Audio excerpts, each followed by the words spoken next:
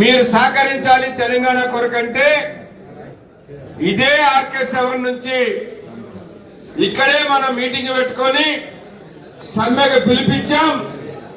35 రోజులు సమ్మె జయప్రదం జరిగింది. తెలంగాణ రాష్ట్రాన్ని సాధించుకున్నాం.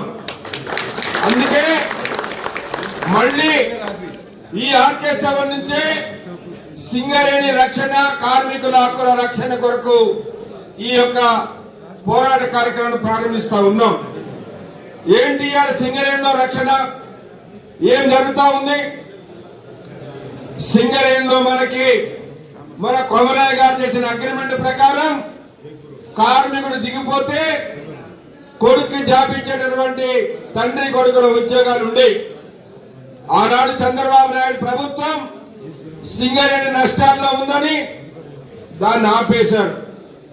2018లో మళ్ళీ కేసీఆర్ గారు దాన్ని ప్రారంభించాలని చెప్పేసి చెప్తే సింగరేణి మళ్ళీ ప్రారంభించింది. పోయిన సంవత్సరం ఆ మెడికల్ బోర్డులో ఆ సీఎంఓతో సహా వాళ్ళందరూ అవకతవకలు చేశారని దాని మీద ఏసీబీ కేసు పెట్టింది రాష్ట్ర ప్రభుత్వం. ఏసీబీ కేసు పెట్టింది కాబట్టి ఆ బోర్డుని మెడికల్ బోర్డుని ఆపేశారు. ఇవాళ ఇంట్లో ఎలుకలు ఉంటే ఎలుకలకు మందు పెడతారు. ఎవడైనా ఇల్లు దగ్గర పెడతారా? ఏసీబీ కేసు పెట్టిండ్రు. దానికి బాధ్యులైనటువంటి వాళ్ళు ఎవరెవరు ఉన్నారో వాళ్ళందరినీ మీరు జైల్లో పెట్టండి, మాకు అభ్యంతరం లేదు. కానీ ఆ వంక చెప్పి ఈ మెడికల్ బోర్డునే ఆపేస్తే ఇలా కొన్ని వందల మంది కార్మికులు తమ పిల్లలను పెట్టించుకుందామని మెడికల్ బోర్డుకు అప్లై చేసినటువంటి వాళ్ళందరూ కూడా ఎదురు చూస్తా ఉన్నారు. ఈ విషయం పైన రాష్ట్ర ప్రభుత్వం దృష్టి తీసుకుపోయినాం. మీరు ఏసీబీ కేసు పెట్టడం వల్లే ప్రభుత్వం మాకు ఆపేసిన అంటారు. మీరు దీన్ని మళ్ళీ చెప్పాలనంటే ముఖ్యమంత్రి గారు మంచిది చెప్తామని అన్నాడు. మొన్న ఎన్నికలప్పుడు కూడా భూపాలపల్లిలో బహిరంగ సభలో చెప్పిండు, ఎవడేమన్నది మెడికల్ బోర్డు ఆపేసేయని ఖచ్చితంగా జరుపుతామని అన్నాడు. మరి ఏదైనా జరుపుతలేదు అంటే చెప్పడం వరకే కానీ ఇక్కడ ఆచరణ జరగడం లేదు. అంతేకాదు ఇవాళ మన కార్మికులకి సొంత ఇంటి పథకం కొరకు ఇన్కమ్ ట్యాక్స్ మీద కంపెనీ కట్టాలనే 2 డిమాండ్ల పైన మొట్టమొదటి స్ట్రక్చర్ మీటింగ్ లోనే మనకు గుర్తింపు సంఘం పత్రం ఇచ్చిన తర్వాత యాజమాన్యం అంగీకరించింది. కమిటీ వేశారు. ఏమైందా కమిటీ? 3 సార్లు మీటింగ్ పెట్టారు. ఇంతవరకు దాని మీద ఏం రిజల్ట్ ఇవ్వడం లేదు. మరి మేము ప్రభుత్వానికి రాస్తున్నాం, ఇది ప్రభుత్వం చేయాలని అంటున్నారు. దాని మీద పెండింగ్ పెడతారు. ఇన్కమ్ ట్యాక్స్ దాని మీద నోటు పెట్టారు. పర్సనల్ డిపార్ట్మెంట్ నుంచి డైరెక్టర్లకు కూడా పోయింది. డైరెక్టర్లు కూడా సంతకాలు పెట్టి చైర్మన్ కి పంపించిన తర్వాత ఆపేసారు. ఎందుకు ఆపేరంటే ఐఎన్టీసీ లీడర్ పోయి సార్ ఈ ఇన్కమ్ ట్యాక్స్ దాని మీద ప్రభుత్వం మంత్రి గారితో ప్రకటన చేపిస్తాం, మేము దీన్ని ఆపండి అన్నారట.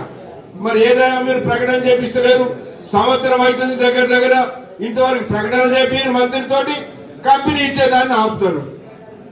మళ్ళీ అదేంటంటే ఏఐటీసీ విఫలమైందని అంటారు.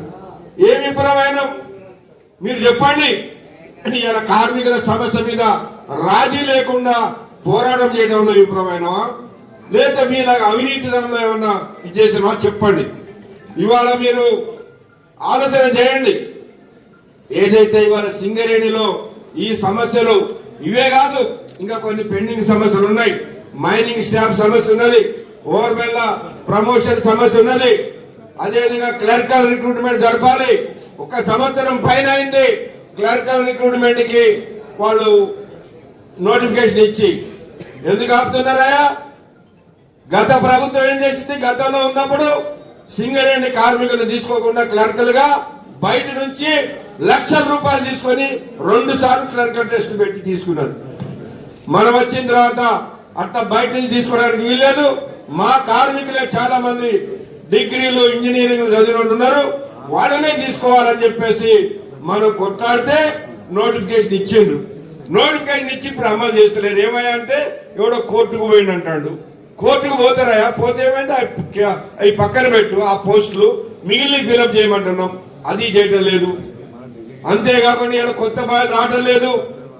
దాంతో పాటు మీకు తెలుసు ఇవాళ ఏదైతే సింగరేణి సంబంధించి కోట్ల రూపాయల లాభాలను ప్రకటన చేసిండ్రు. 70 మిలియన్ టన్నులు వచ్చింది, 69 మిలియన్ టన్నులు వచ్చిందని చెప్పిండ్రు. తీరాలు ఇవాళ చూస్తే ఏమన్నదా 6 మిలియన్ టన్నులు పోయిన సంవత్సరం రానటువంటి బొగ్గును కలిపి వీళ్ళు లెక్కలు చూపించారు. ఎవరా దీనికి బాధ్యులైన అధికారులు? ఎందుకు చర్య తీసుకోరు? ఒక కార్మికుడు చిన్న విజిలెన్స్ ఎంక్వైరీ అంటారు. ఏమైందా నీ విజిలెన్స్ డిపార్ట్మెంట్? ఎటుపోయింది? 6 మిలియన్ టన్నులు బొగ్గును కలుపుకొని లాభాలను చూపించి కోట్ల రూపాయలు ఇవ్వడానికి కదా మీరు చేసింది. కాబట్టి దాని మీద ఎంక్వైరీ జరపాలి. ఏదైతే ఇవాళ ఈ సంవత్సరం మరి తీరా చూసేవారికి 60 మిలియన్ టన్నులు కూడా రాదంటున్నారు. అంటే 60 రాకపోతే మన నష్టాల్లో పోయే పరిస్థితి వస్తుంది. అంటే ఇవాళ ఈ సింగరేణిని ఏదో పద్ధతుల్లో మూతపడేసి ప్రైవేట్ వాళ్ళకి అప్పగించడానికి ప్రభుత్వాలు కుట్రలు చేస్తున్నాయి. కేంద్ర ప్రభుత్వం ఇప్పుడే మన రాష్ట్ర అధ్యక్షులు గారు చెప్పాడు. కేంద్ర ప్రభుత్వం బీజేపీ ఏమో కార్మిక చట్టాలను రద్దు చేసి ఇది కార్మికులకు ఏ హక్కులు లేకుండా చేయాలని కోడులు తీసుకొస్తా ఉంటే ఈ ప్రభుత్వమేమో వేలాది కోట్ల రూపాయలు మనకి ఇవ్వాల్సిన డబ్బులు ఇవ్వకుండా నువ్వు ₹1 నీ గవర్నమెంట్ నుంచి మా బొగ్గు తీసుకునే దానికి డబ్బులు, మా కరెంటు తీసుకునే దానికి డబ్బులు, దీనికి 50,000 కోట్ల రూపాయలు ఇవ్వాలి. మన ఐఎన్టీసీ మిత్రులు అంటారు మేము అది సాధిస్తాం, నువ్వు ఏ సాధించవద్దు, ఇవన్నీ మా డ్యూటీయే. ఏది గుర్తింపు సంఘంగా కార్మికులు ఎన్నుకున్నారు, ఇవన్నీ చేయాల్సిన బాధ్యత మాదే, మేము తెస్తాం, దాని కొరకు పోరాటం చేస్తాం. కానీ నువ్వు ఒక్కటే చేయి, నీ ప్రభుత్వం ఇవ్వాల్సినటువంటి 50,000 కోట్ల రూపాయలు సింగరేణికి ఇప్పించు, నేను నిన్ను సన్మానం చేస్తానని సంవత్సరం క్రితమే చెప్పినాం. ఆ డబ్బులు ఇప్పారు, ఆ డబ్బులు 50,000 కోట్లు ఆడబెట్టుకుంటారు. వీడి సింగరేణుడేమో ఇక వీళ్ళ పదవులను కాపాడుకోవడానికి వీళ్ళ ప్రమోషన్ల కొరకు గవర్నమెంట్ కి మోకరిల్లి ఇవాళ సింగరేణి మొత్తాన్ని వాళ్ళకి అప్పచెప్తా ఉన్నారు.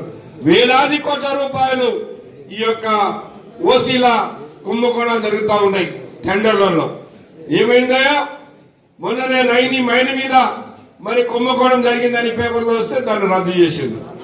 మరి ఈ శ్రీరాంపురం ఓపెన్ కాస్టులు లేదా గోదావరికైనా ఓపెన్ కాస్ట్ టెండర్లలో ఏమైంది? కోట్ల రూపాయలు ఎందుకు జరుగుతుంది అవినీతి? ఎవరు దీనికి బాధ్యులు? దీని మీద ఎవరు చర్య తీసుకోవాలి?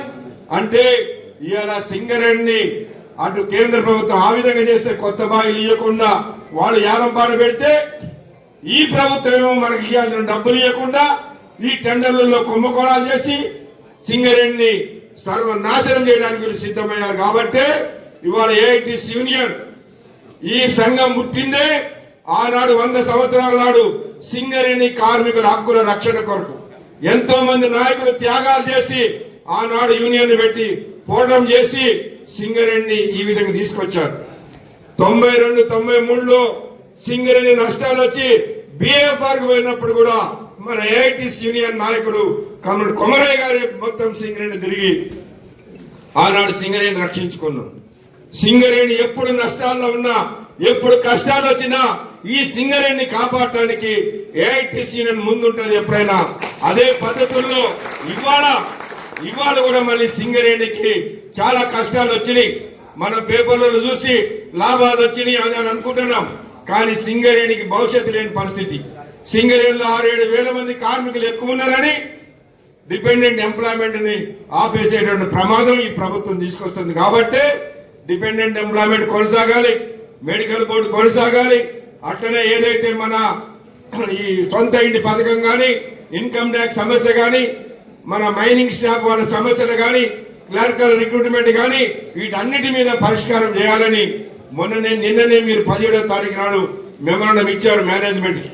ఇవాళ నుంచి అన్ని ఏరియాల్లో తిరిగి కార్మికులందరినీ చైతన్యపరిచి పోరాడానికి సిద్ధం చేస్తాం. ఇవాళ యాజమాన్యం కానీ గవర్నమెంట్ కానీ అహంకారం ఏంటంటే ఈ కార్మికులు సమ్మె చేయరు, కార్మికులు ఏమి చేయరు అనుకుంటారు. కానీ సింగరేణి కార్మిక వర్గం తలుచుకుంటే ఎటువంటి పోరాటాలకైనా సిద్ధం ఉంటారు అనేది కార్మిక వర్గం నిరూపణ చేయబోతా ఉంది. రేపు ఏప్రిల్ నెలలో ఈ జాతర తర్వాత కూడా మీరు పరిష్కారం చేయకపోతే ఏప్రిల్ నెలలో తప్పనిసరిగా సమ్మె చేస్తాం సింగరేణి సమస్యల మీద. దీనికి యాజమాన్యం కానీ ప్రభుత్వమే బాధ్యత వహించాల్సి వస్తుందని హెచ్చరిస్తూ ఈ జాతర కార్యక్రమం ఇవాళ వర్షం లేకపోతే మనం బయట పెట్టుకునేటోళ్ళం. అన్ని బాయిలో వచ్చారు, కొన్ని వేల మందితో మనం జరుపుదాం అనుకున్నాం. సరే, దురదృష్టం పొద్దున్నే వర్షం స్టార్ట్ అయింది. సరే, అయినా వరదలు వచ్చినా ఏదొచ్చినా పోరాట కార్యక్రమం మాత్రం ఆపడానికి వీల్లేదనేది మన నాయకత్వం నిర్ణయం తీసుకొని ఇవాళ అన్ని మైండ్స్ తిరుగుతూ మరి రేపు కూడా మన శ్రీరాంపురం ఉంటుంది. మళ్ళీ కొన్ని ఏరియాల్లో ఇవాళ మోటార్ సైకిల్ ర్యాలీతో అన్ని బస్సులలో కూడా చేయడం జరుగుతుంది.